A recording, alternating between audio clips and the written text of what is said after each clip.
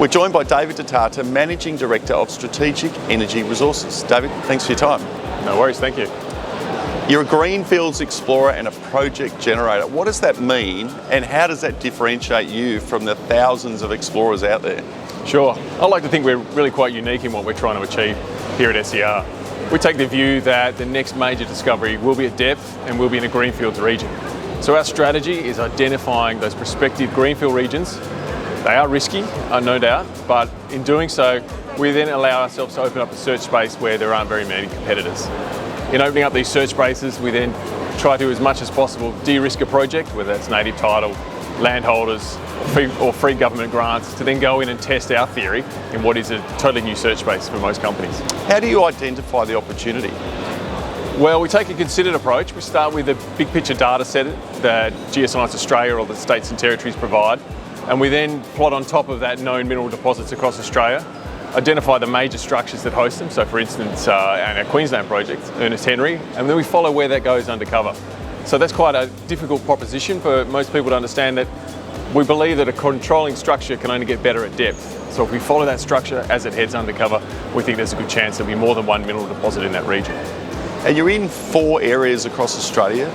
Why those areas, and what are the structures you're testing? Well, the reason we are in those areas is quite deliberate.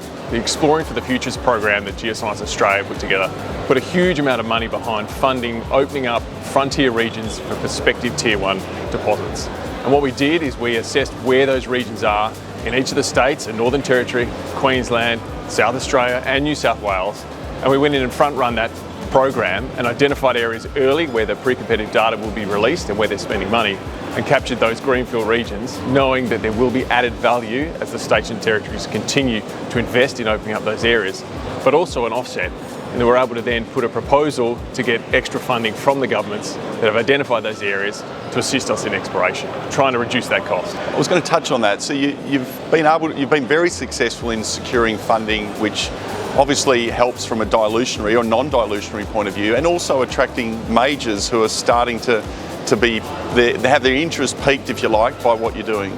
Absolutely. We've had 8 successes in the last 3 years, and they cover anything from geophysics program to one that we recently got just last Friday, which is a $275,000 grant from GSQ, so the Queensland government, and that's for direct diamond drilling to test a theory for higher tenor nickel in Queensland. And we see that as a model that is sustainable for us going forward, because we're able to offset going back to new investors or capital markets.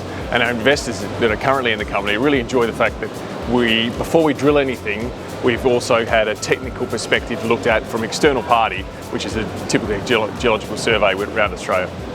Where to from here? What's the plan over the next 6 to 12 months? Well, the plan is spending all the funding money that we've managed to achieve. We've got 2 New South Wales grants, so one for drilling, one for geophysics, and then 1 grant in Queensland as well. So we'll drill that as well. But of course, everything needs money and time, and those 2 things are paramount in our mind at the moment.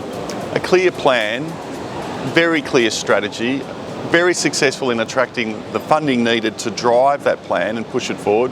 Exciting times ahead for the company. David, thanks for your time. Thank you.